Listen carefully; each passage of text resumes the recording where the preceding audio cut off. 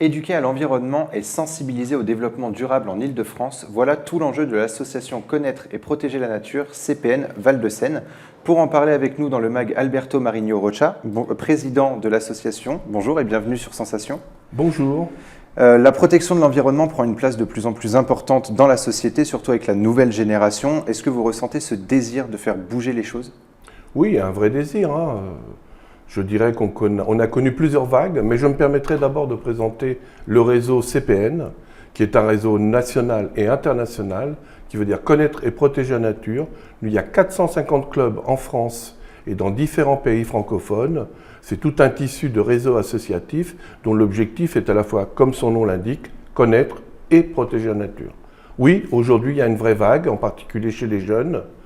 Mais cette vague, je dirais, est l'épanouissement d'un terreau que les plus anciens comme moi avons fait. Et on espère que ce combat, parce que c'est un vrai combat pour la vie, les jeunes pourront le poursuivre après que nous ayons mené le nôtre. Quelles sont les actions menées au sein de l'association ? Alors nous avons créé en France, d'abord, à partir d'Étampes. Le club est à la fois à Étampes et à Paris. Nous avons été les lanceurs de plusieurs opérations nationales, comme Un enfant, un arbre, mais aussi bien sûr la plus connue aujourd'hui, Nettoyons la nature, qui est menée par les magasins Leclerc.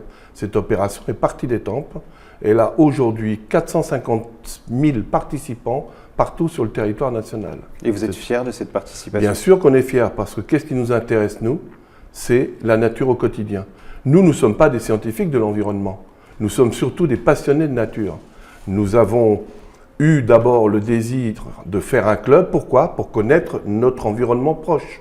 Notre vallée de la Juine, notre vallée de la Chalouette, de l'Alouette, les Climons, le sud-essonien particulièrement, mais au-delà, dans le réseau, parce que nous sommes si vous voulez, ce qui est le plus pertinent dans la protection de l'environnement, c'est inscrit dans des réseaux.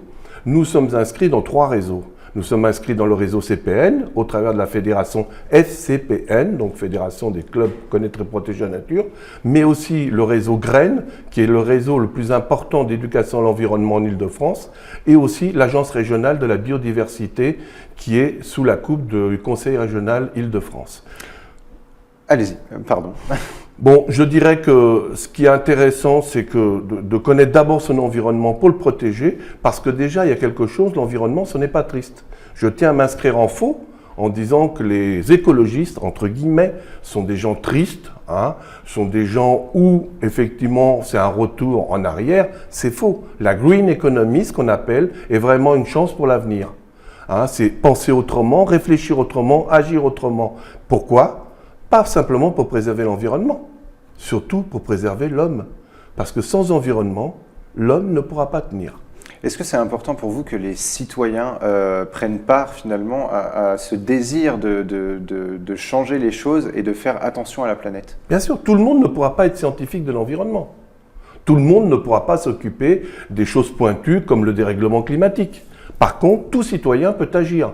C'est pour ça que souvent, sous notre logo, nous portons un sous-titre « La nature au quotidien ». Tous les citoyens peuvent agir. La meilleure façon d'agir, c'est quand on fait les courses. On lit l'étiquette. On fait un choix de consommateur. Quand on sort dans la nature, on profite de la nature parce qu'elle vous offre beaucoup de plaisir. Les paysages, les fleurs, les animaux, les eaux, les marais. Mais en même temps, on va agir. On ne va pas cueillir des milliers de fleurs, on ne va pas casser des branches, on va respecter la nichée des oiseaux ou des animaux. Et voilà, c'est des façons simples d'agir que tout le monde peut agir. C'est donc avant tout respecter la nature, respecter l'environnement dans lequel on se promène et dans lequel on vit.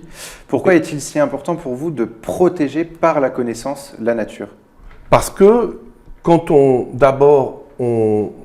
développe, au-delà de la connaissance, le sens de l'observation. Qu'est-ce qui est intéressant ? C'est se tourner vers l'autre, développer le sens de l'observation, s'apercevoir que dans la cour de l'école, dans un parc de la mairie, dans une rue, il y a toute une vie. Ce qu'on appelle les mauvaises herbes n'est pas une mauvaise herbe, c'est une herbe qui embête les jardiniers ou embête l'activité humaine. Par contre, elle peut être merveilleuse. Un pissenlit, quand vous l'observez de près, elle est merveilleuse, c'est la répétition d'une même fleur. Et dans chaque petite fleur, il y a une petite graine. Et une plante a inventé par exemple des systèmes de propagation. Donc ça, s'émerveiller à cet environnement-là, qui est tout proche, d'abord on le connaît, et comme on le connaît bien, on a envie de le préserver. Et quelles sont les activités proposées au sein de l'association? Alors nous avons, je dirais, 3 volets d'activités principaux. Comme nous avons des permanences, ça veut dire que le groupe de bénévoles qui forme un conseil d'administration a fait le choix d'avoir des permanences, ce qui n'est pas toujours facile, puisqu'il faut courir souvent après les subventions, parce qu'aujourd'hui encore, l'éducation en environnement n'est pas reconnue au titre où elle devrait être reconnue. On en reviendra sur ce sujet qui est primordial.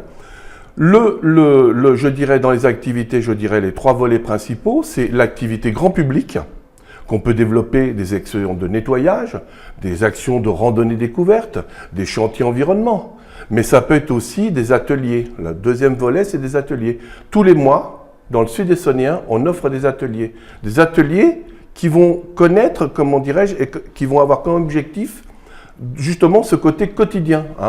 Parfois fabriquer ses propres produits, mieux connaître certaines activités, fabriquer des nichoirs, fabriquer des mangeoires, aller découvrir la faune et la flore de proximité. Voilà. Et ensuite, notre 3e volet, c'est le côté éducation dans le milieu scolaire.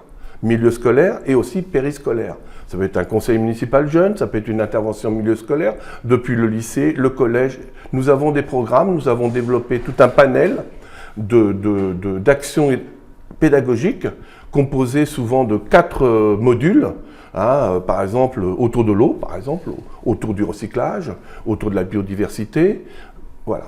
Est-ce que vous remarquez une évolution de la part des citoyens dans le fait de préserver la nature et de faire attention à l'environnement? Ou pas du tout? Alors, comment dirais-je? C'est une très bonne question, je vous remercie de me l'avoir posée. C'est une formule ancienne, pour les plus anciens comme moi. Je dirais oui et non. Oui, aujourd'hui, le citoyen est beaucoup plus sensibilisé à la cause environnementale, comme on dit. Elle est beaucoup plus prégnante dans les médias aussi. Les gens sont sensibilisés. Mais je dirais, c'est pas pour ça qu'ils sont engagés dans le milieu associatif.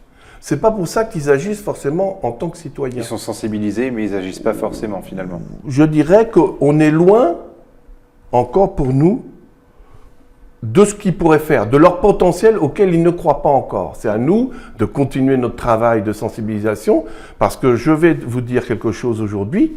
Nous sommes une association qui sommes très présents sur le terrain. On s'aperçoit un retour de certaines choses qu'on avait, je dirais, on pensait avoir gagné cette bataille-là. C'est ce qu'on appelle un peu les ordures abandonnées dans l'environnement. On sent aujourd'hui un comeback, excusez-moi, qui n'est pas tout à fait souhaitable. On retrouve encore, par exemple, encore dernièrement, j'ai trouvé toute une série de pneus abandonnés, alors qu'on a des déchetteries, on a un réseau de déchetteries, on a des gravats de travaux, on a des choses comme ça. C'est regrettable. Je pense que ces choses-là, je me dis encore, le citoyen, il ne croit pas encore, et je pense que c'est ça qu'il faut passer, tous les citoyens peuvent agir très simplement tous les jours pour la nature et l'environnement. Et justement, est-ce que vous avez un conseil à donner à tous nos auditeurs qui voudraient commencer à faire attention à la planète? Alors, mon premier conseil, c'est moi, je ne suis pas comme certains politiques qui pensent en se rasant, mais c'est en rasant que je fais couler l'eau. Donc, mon premier geste, c'est quand je fais couler l'eau. Oui. Voilà. Déjà, j'achète par exemple un mousseur. Un tout petit prix, ça vous réduit de 40% la consommation d'eau. C'est un petit adaptateur qu'on met à chaque robinet. Ça, voilà un grand geste. L'eau, c'est la vie. Les gens l'oublient. Aujourd'hui, ils râlent un peu parce que ça fait quelques semaines qu'il pleut. Mais je peux vous dire que sans eau, il n'y a pas de vie. Donc, réjouissons-nous qu'il pleuve, même si on préférait qu'il y ait quelques rayons de soleil. Dès le matin, on peut faire un geste environnemental. Quand on se brosse les dents, on n'est pas obligé de laisser couler le robinet. Quand on prend une douche, aujourd'hui, pour les enfants, vous avez des petits jeux, des petites minuteries tout à fait rigolotes. On maîtrise un peu déjà la consommation de l'eau. C'est le premier geste. C'est très simple. Ensuite, les gestes les plus simples, c'est on n'utilise pas. Alors aujourd'hui, par exemple, on parle beaucoup de la voiture électrique. Si on utilise la voiture électrique comme on utilise la voiture thermique, moi je pense qu'il n'y a pas de gain. Ça veut dire que si on ne change pas ses habitudes, si on prend sa voiture pour aller chercher la baguette à 100 mètres, non, on peut aller la chercher à pied. C'est très bon, on peut prendre son vélo. En plus, on a plus de chances de rencontrer la convivialité du village. Donc voilà, auquel j'invite. C'est des petits gestes qui, les uns cumulés au bout des autres, vont être des grands gestes, plus qu'une action à l'année, par exemple. Eh bien, je prends note également de vos conseils.